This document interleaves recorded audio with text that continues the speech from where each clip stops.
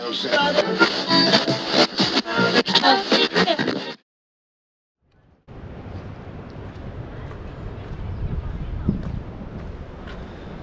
right, friends and family and followers, welcome to Ecuador. We made it. We are on the ground, getting settled in, and we're already absolutely loving it. Getting down here, of course, travel, the pandemic has its ups and downs. One great thing was pretty cheap flights. We got them for $190 round trip, so that's cool.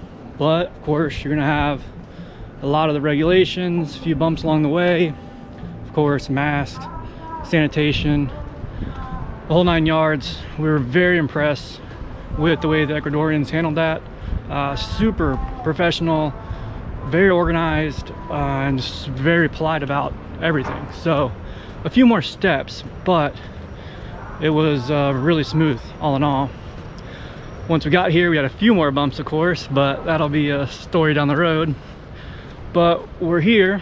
I'm sure people are wondering what's it like traveling a pandemic, airports, all that. Not too bad. So I put together a quick little edit on getting over here, and then we'll kind of go from there about getting from the capital to here, finding our spot, settling in, and why we've already fell in love with this place. I mean, super cool. So we'll start with the trip over. So check it out.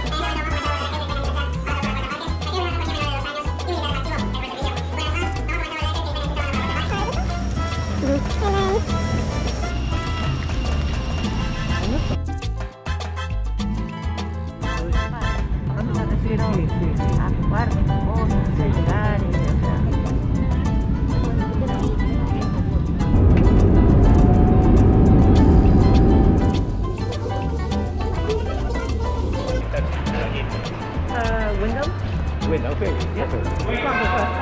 Window.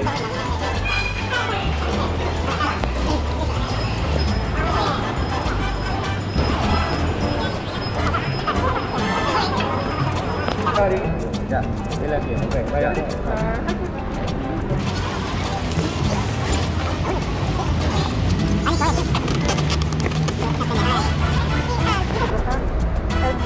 Sí, aquí.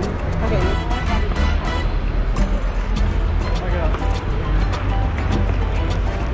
O lo que vaya manejando, señora. Gracias.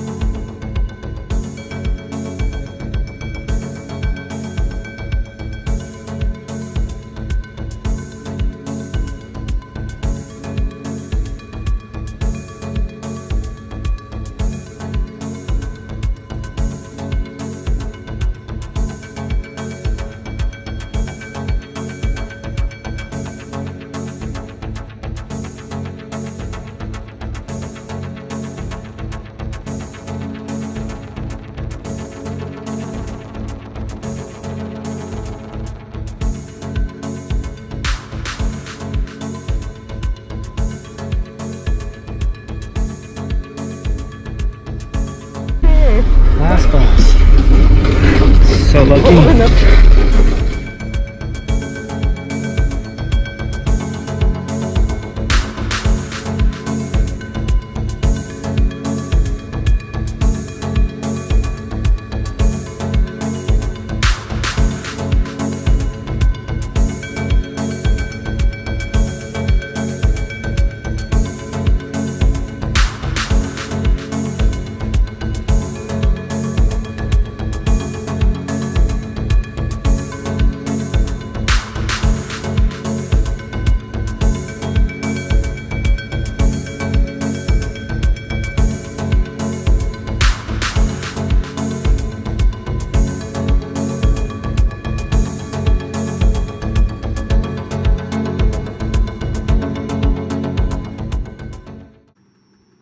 And this is the moment Stephanie realized she forgot her fanny pack at the bus terminal.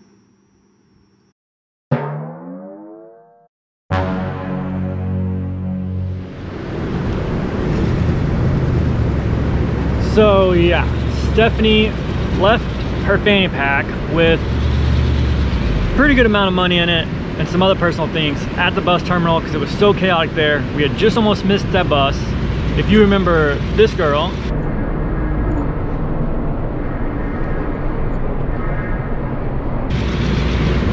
she was basically the one that got us on in time, stopped the bus for us so we could make it, and that was the last bus down here that day. With all that confusion, Stephanie just happened to place her fanny pack on the table. We took off to grab the bus. Maybe 10 minutes in the bus ride, she realizes, I don't have my fanny pack. I have no idea where it's at. I went back to look at the footage and saw that she didn't have it with her when we got on the bus. So it had to have been at the terminal. So you kind of get that sinking feeling like there's nothing you can do, you're helpless. We have 3 more hours in this bus or more. So anyway, we make it to our final stop on the bus. We're the last ones on it. And Stephanie just happened to ask the bus driver if he had any information for that girl, how to get a hold of her phone number.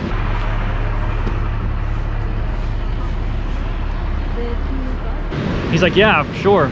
Gives us a line to the office. We find a place to stay.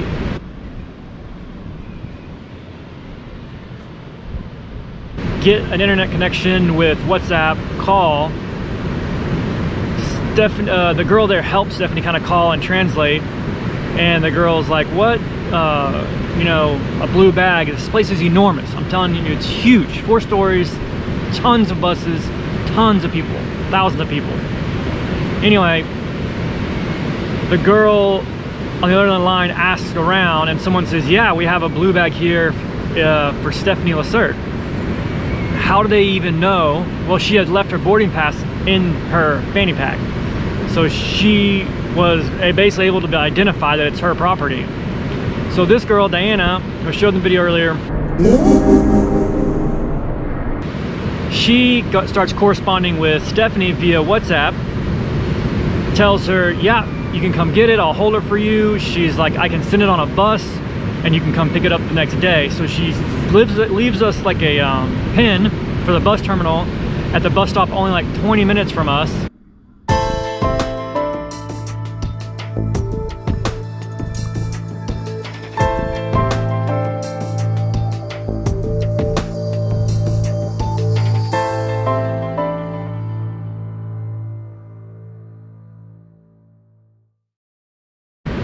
So the next day we cruise over there.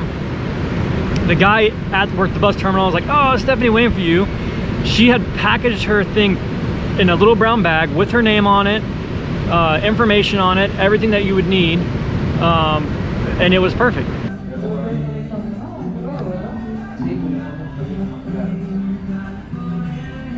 It was unbelievable. So she got it back, and then Stephanie spent some time in town, bought her a little necklace. We definitely left her a little tip. Gave it to that guy to put on the vest to send back to her, which she didn't receive. So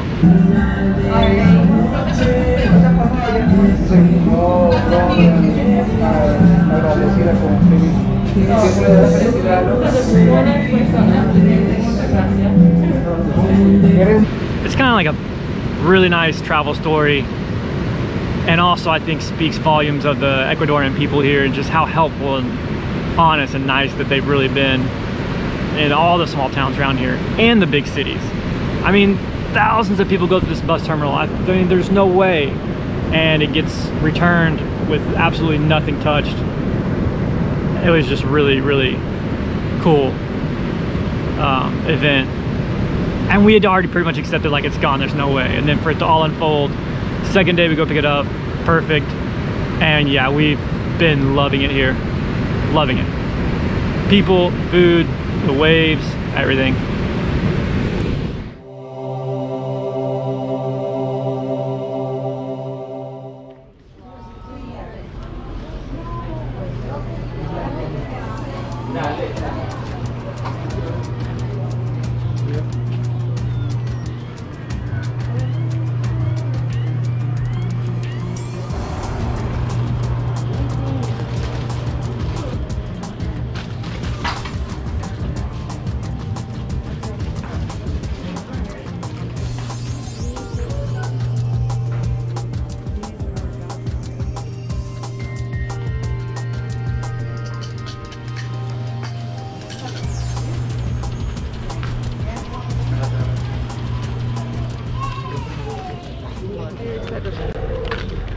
All right, that was a look at our little local market that we go to just about every day.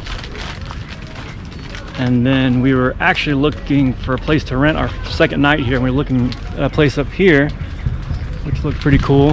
And then we actually stumbled on the wrong gate, and that took us into Casa Tambo, where we stay now, where Gustavo's family is the host, and he's actually a naturalist guide in the Galapagos, so, and a surfer.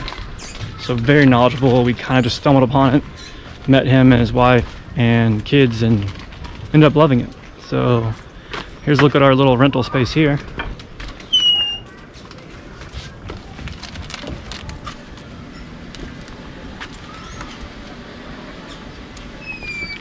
So that's their house back there, and then 2 rentals upstairs, and then here is our casita. Check it out.